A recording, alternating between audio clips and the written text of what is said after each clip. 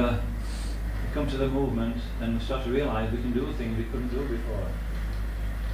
Or we think we're doing things. I remember when I came, I started to get results from, they gave me a service to do, and results came beyond expectation. And I started to think, wow, if I only had this ability before I came to them. Materialistic thought. I didn't realise I had this ability. And some time later, then I started to realise that actually that's coming from Krishna. The ability is given, Krishna's given the ability in order to serve. Nimitta matram, we learn the art of becoming a servant of, this is a process, to learn the art of becoming a servant of Krishna. And this is the process of devotional service, wiping away this false ego. It goes very, very deep. We don't even realise that it's working sometimes. Other devotees may see it, but we can't see it in ourselves. So that's another reason we need to take shelter of devotees. If we have the right etiquette, then devotees will feel that we can be spoken to.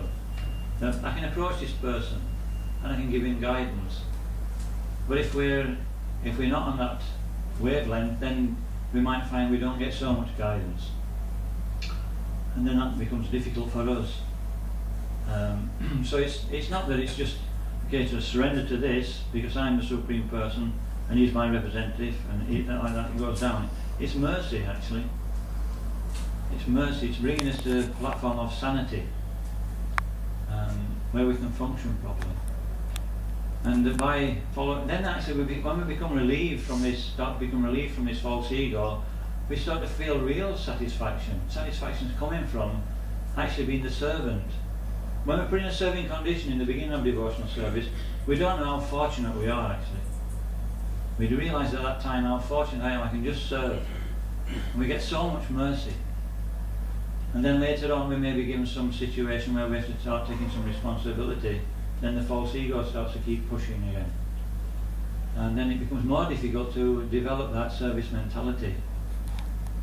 But actually after some time, by hook or by crook, Krishna teaches us that what we originally did in the beginning, and then we feel relief again. He may have to take away some of our ability, just so we realise that we're not the doer, and then he gives it us back, so we can start to try and use it properly again.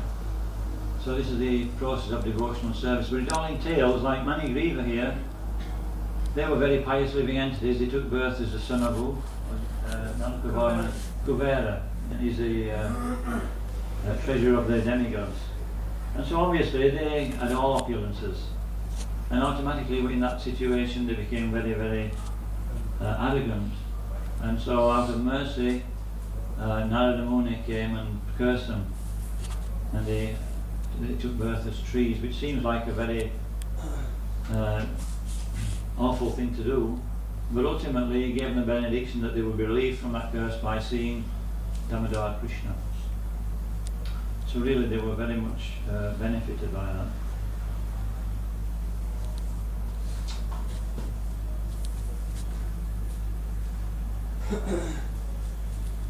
Similar to Sandipani Muni, he was very renounced. There's two types of renunciants are following the path of devotional service. One is that he's averse to material enjoyment, and one is indifferent to material enjoyment. So averse means that he's very renounced, he doesn't want to actually enjoy anything, he doesn't want anything from Krishna, he wants to live a simple life. And indifferent means that if Krishna sends it, I'll use it in his service. If Krishna doesn't send it, I won't complain. So actually, Sandipani Muni was in the first category. He was so averse to having anything for himself that he became so thin that he could see the veins through his skin. And his wife was suffering the same. Actually, she was more advanced than him, because she didn't complain. Austerity for our own part is, we can do that, we can set our own level. And so we're mentally prepared. But austerity which somebody else has set in is difficult. Like if you've got a two fanatical Sangatama either. You know what I mean? He can set a target. He's okay. But everybody else is struggling like anything. So that's why when we get into that situation, we have to be careful. We have to know how to treat devotees and what their level is. So a Christian knew how to treat Sandipanimani. Okay, if you want to be so renounced, he gave him a wife which could actually withstand that. But eventually she saw he was suffering so much. Why didn't you take a break? Why didn't you? You know, Lord Krishna is now living in Dwarka full time. He's give up. He's not fighting anymore. Go and see him. It's only down the road. And he still didn't want to go. But then he had some comments. He said, well, actually, I will see Krishna if I go. So he went off with his chicken rice which his wife had given him. Sudama. What did I say? Oh, sorry, Sudama, sorry, yeah, you're right. Sudama Brahman. And so, anyway, Krishna greeted him, offered him all respect, seated him on the bed, started fanning him. But after some time, he took the cheap rice, took a morsel, thanked Sudama for being so thoughtful. And there's more to that pastime. It's a very in-depth pastime, and there's a lot of things we can learn from it. But generally, coming to the point is that when he walked away thinking he hadn't got the benediction, any benediction. He didn't have to ask for anything, so he was satisfied. But Krishna knew better. So he came to me for something, and I know what will actually do him good. This is what the Acharyas write, that he gave him the opulence of a big palace in place of his house. His wife became very beautiful. She was bathed in beautiful, decorated in beautiful ornaments and scents. Actually, when he came back, he couldn't even recognize her.